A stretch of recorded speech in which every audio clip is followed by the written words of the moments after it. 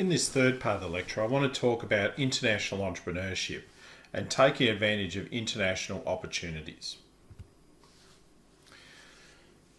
So increasingly, entrepreneurial action doesn't just happen in our own domestic marketplace, but often occurs on a global basis and across national boundaries.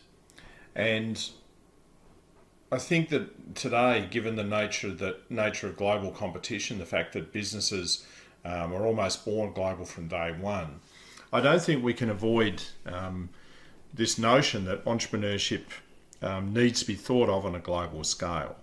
And so what I'm going to talk about is some of the issues that might drive us as entrepreneurs to go into a global marketplace.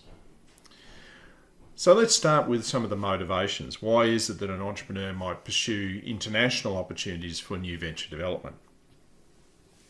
One of the first reasons we might consider could be profits.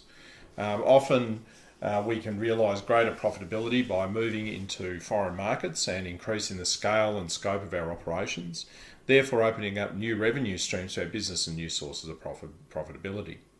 We also might move internationally to gain access to low-cost supply, which again gives us the benefit of hopefully achieving a lower cost structure as an organisation, and then being able to either pass that on to the consumer as the lower cost structure, or to be able to increase the profit margin that we make as an organisation.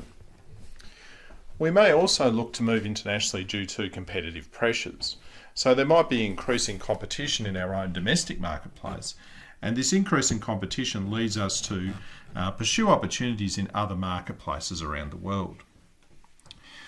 We might have a highly unique and distinctive product, a product that we think has a global customer base, and so therefore we might look to move into an international context as a way of being able to, again, reap greater returns from that particular product development. We might find ourselves in a situation where we have excess production capacity, or where we have a declining home market.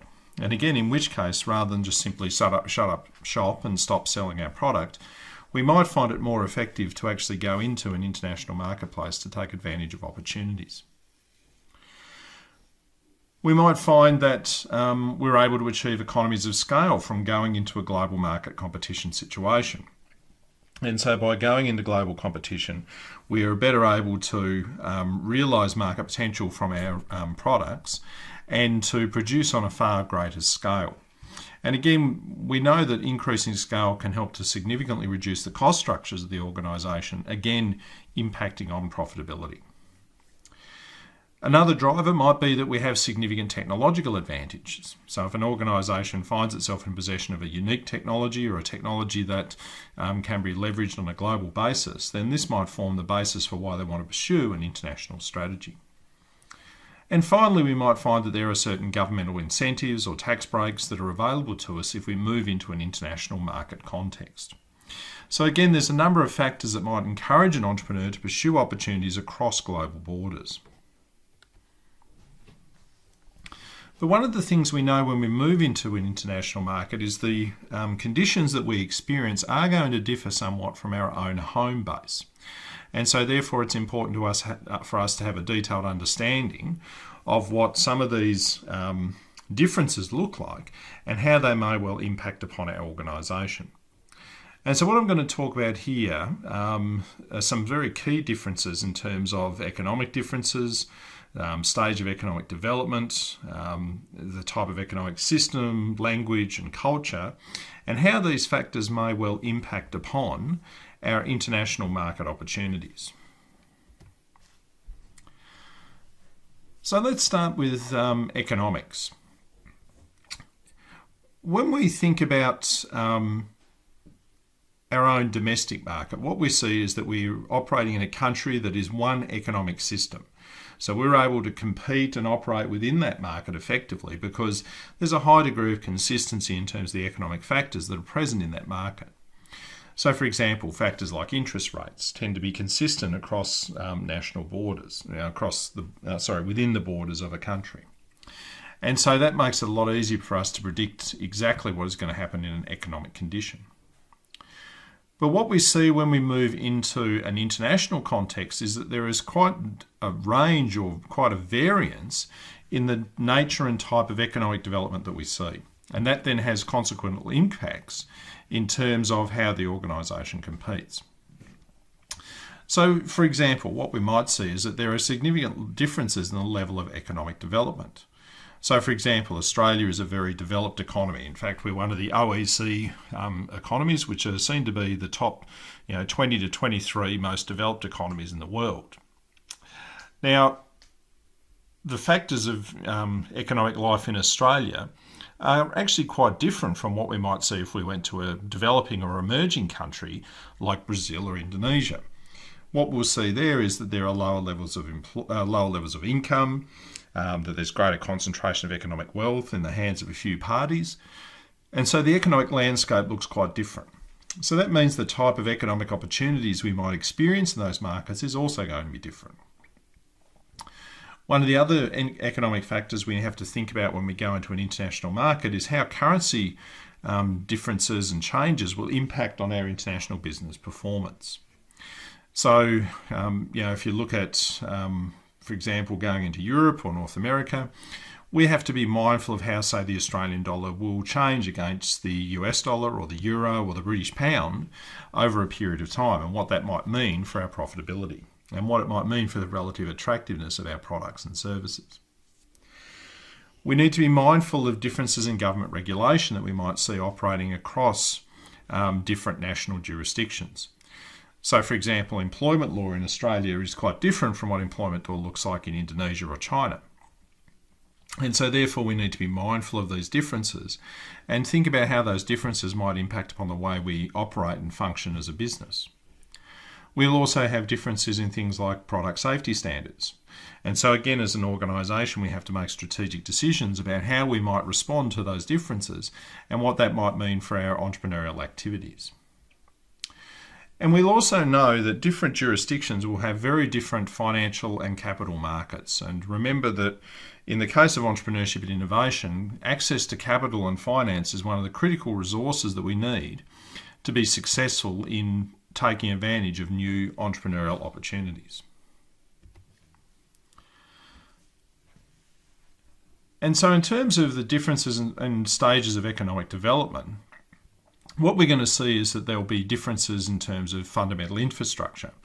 So, for example, in China, there's been a rapid increase in the road infrastructure and port and airport infrastructure, which facilitates the process of doing business. And it's actually quite easy to move people and products now around China. If you compare that with India, there hasn't been the same level of investment in important economic infrastructure. So the road and rail network doesn't function as effectively as it does in China.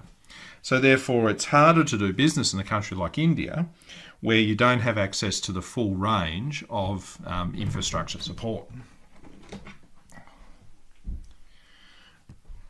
We also know that there'll be quite significant differences in the banking and financial systems that we'll see between different markets and jurisdictions.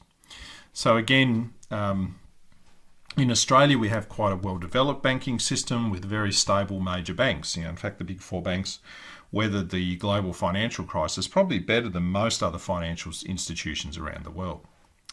And so again, access to banking and financial services are going to be critical to our ability to compete effectively in those markets and jurisdictions.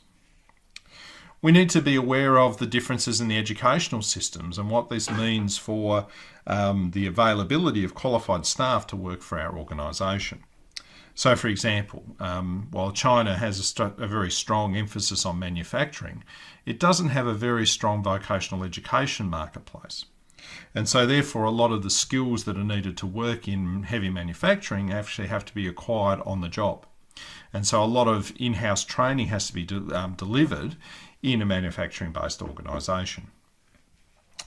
Similarly, the education system has a big role to play in determining the nature and type of customers that we might see and might deal with on a day-to-day basis. And probably one of the final things we need to think about in terms of stage of economic development is the differences we'll see in business ethics and norms from one jurisdiction to the next. And so the way that people go about doing business, the norms that govern their behaviour in, again, an economy like Australia, will be quite different from the way that business functions in a jurisdiction like India or Indonesia. And so again, as an entrepreneur, you need to be mindful of these differences. You need to spend time understanding how people relate to each other and how this will impact upon your ability to get access to customers and markets. We also need to think about the type of economic system that runs in each jurisdiction we're doing business. Is it an advanced economy that has a strong currency base where most transactions are done on a market basis? Or is it an economy where bartering is still actually a common form of payment that's used within the system? So again, in a lot of African countries, there is still bartering as a major form of economic exchange. And bartering is where we exchange one set of goods for another set of goods. We also need to think about the level of political risk in any new market in which we're going to do business. And we have to think very carefully about how stable a political system. Whether we like it or not, business depends on government and government stability for its success. And as the political landscape within a country becomes more volatile, that tends to undermine business confidence. So some would argue that in recent years in Australia, the significant changes we've had in terms of governments and prime ministers has actually been to the detriment of the overall economic viability of the country. It's created a lot of uncertainty, a lot of fear in the marketplace, and as a result, a lot of people haven't looked to invest within the country. Other countries with very stable political systems with well-managed transfers of power between one party and another tend to be much safer places in which to do business. And so again, when we're making an assessment of which countries we're going to do business in, we need to actually think about how stable that political landscape looks. And political risk can impact us in a number of different ways. And there are a number of different types of risks that we need to be thinking about. We need to think about any operating risks that we might face. So is there a chance, for example, that government policy might change and that might impact upon the way we're able to operate our business? So, for example, they might change labour policy, or they might change compensation rates for the minimum wage within the jurisdiction. And that could actually create risk in terms of our overall profitability. There may be transfer risks. There may be limits and constraints that the government puts on the transfer of funds out of their marketplace. So, for example, the Chinese government puts restrictions on how much of the profit an organisation generates within China can actually send outside the country to its parent organisation. And so, again, if you can't get money out of the country, that does create an issue in terms of your long-term viability. We also need to think about the potential for ownership risk. So is there any likelihood that the government might nationalise our industry and take ownership of our business? And from time to time, in areas where there's been high levels of political instability, or where industries have been deemed to be linked to national security, what happens is that the government might choose to nationalise those companies and take sole ownership of them. And if that happens, we may end up being left holding no stake in the organisation. And we also need to think about how conflict and change might impact upon the overall solvency of the country. Many countries that have experienced years of war really find it hard to have a proper functioning economic system. And when we think about government legislation, there's a couple of key areas that are really quite relevant for entrepreneurs to be very careful about. The first and most obvious is property rights. While there's very strong legal protections in places like Australia or the United States to protect the IP of individual entrepreneurs, that same protection is not present in every market or jurisdiction that we might choose to do business. And so there's a real risk here that if we look to move into an international marketplace, we may actually lose access to the intellectual property that we've spent our whole lifetime developing and working on. And that can be an active disincentive for individuals to look at international partnerships. Another factor we need to think about is differences in contract laws. Contracts govern the way businesses function, and in particular where we're taking on local partners, whether it's suppliers or distributors, or whether it's a joint venture partner or merger partner that we're looking at doing business with. We need to have a very clear understanding of how contract law works within those jurisdictions and how it differs from what we're used to in our home country. And finally, we need to be mindful about what the laws are relating to product safety and liability. The standards that different jurisdictions place upon how safe a product can be have a big impact in terms of the cost of how we do business. And if there's significant variance from one country to the next in terms of product safety standards, then there may be a significant impact there on our ability to actually achieve economies of scale. We also, when we look internationally, have to think very much about language differences, thinking very carefully about ensuring that we use the right language. And when we talk about language here, we're not just talking about written language, verbal language. We're talking also about written language, we're talking about body language, and the whole manner in which people communicate with each other. For any of you who've travelled internationally, you'll understand that one of the easiest ways to offend someone is through misunderstanding a translation of what someone's actually trying to say. And so it's really critical that you have a team of people who have the language skills to be able to speak on your behalf within jurisdictions in which you're looking to do business. We also know that there are significant variances in technology and technological standards between countries around the world. And we need to ensure whenever we're looking to move into a new country that the technological infrastructure that is present is robust enough to deal with the types of products and services that we're looking to sell in that marketplace. So we really need to make sure that, for example, if we're selling a internet-enabled technology, that there is a robust internet system and that internet system can handle the types of products that we're selling. If we're selling mobile phones, we need to be mindful of what the mobile phone system looks like in those countries and whether our product will actually function effectively on those networks. So again, as entrepreneurs looking to move into other markets, we need to have a really good understanding first of what some of these technological factors are. We also know that when we look at different cultures, we will see that there are quite a lot of differences in the way that people live their lives. And remembering that culture is really critical because culture represents the rules that sort of govern our social interactions. And so when we're looking to move into international markets, we need to be aware of any of these cultural differences and how they might impact on business. Let's take religion for example. In countries that have a strong basis in Judeo-Christian traditions, the charging of interest is seen as being completely reasonable, and it's a common part of business practice. In countries that have a strong Muslim heritage, on the other hand, interest charges are seen as being usury and actually are seen as being a sin.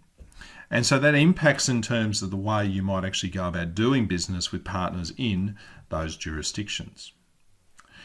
We also need to think about how culture shapes the social structure and what that social structure means in terms of the way people purchase products and the type of products that they actually buy. And we need to think about things like manners and customs and how that's influenced by culture. Again, when you're dealing with people, trying to form relationships, you need to be mindful of the cultural differences and how your behaviour might impact upon your ability to gain relationships critical to your success in those jurisdictions. We also need to think very carefully about the availability of a distribution system. And many entrepreneurs, when they move into foreign markets, focus very heavily on the potential size of the market and the viability of the market in terms of the number of potential consumers, but often fail to fully appreciate the strengths and weaknesses of the distribution system that's found within those countries. Distribution is critical. It's all about getting the product out into the hands of the customer and has a major impact on the overall sales potential of our product. And so we need to understand how much competition there is in the distribution network. What is the nature of distribution and what types of retail outlets are there to help us get the product into the consumer's hands? So for example, if you're looking to go into China these days, It's almost not worth bothering about bricks and mortar retailing. Online retailing is so strong in that jurisdiction, and there's such a strong base in online distribution, that it's probably more effective to sell your products through Taobao or one of the other online trading sites than it is to rent very, very expensive retail space in the centre of Shanghai, Beijing or Guangzhou. So given all these differences, we really need to think through the basis upon which we select the foreign markets in which we want to do business. And when we're doing this, there's sort of a 5-stage process that we need to think about. There's 5 sort of key steps that we need to go through if we're going to make an effective market selection. The first thing we need to do is develop appropriate indicators of how viable a market might be. So we need to work out what are the right sorts of basis for us to make a determination about whether a foreign market is attractive or unattractive for us to do business in. The next thing we need to do is then actually collect data about that market and convert that data into comparable indicators that we can actually look at and make an assessment of whether the market is going to be an effective place for us to do business. So we work out what the indicators are, and then we get data to determine the attractiveness. We then have to establish a weighting system for these indicators, because not all indicators are equal. From time to time, we might see certain factors being more important than others. So, for example, a large customer base might mean that we're willing to take a little bit more time to be profitable because we see a lot of potential in that market growth. And so we need to work out whether there's a way we should weight those indicators to determine how attractive an industry actually is. We then need to go through an analysis process to analyse the data and determine which markets we see as being attractive or unattractive. And then based on our analysis, we need to select the appropriate market for us to actually go into and take advantage of market opportunities. So as you can see, international entrepreneurship is not without its challenges, but I seriously think that the future is going to be us looking more and more at these cross-border entrepreneurial opportunities and trying to leverage the global marketplace as a way of developing and growing our organisations. So that brings to an end what I wanted to say about opportunity identification and some of the key issues we need to think about in terms of what is an idea, where we get ideas from, and how we might think about international opportunities.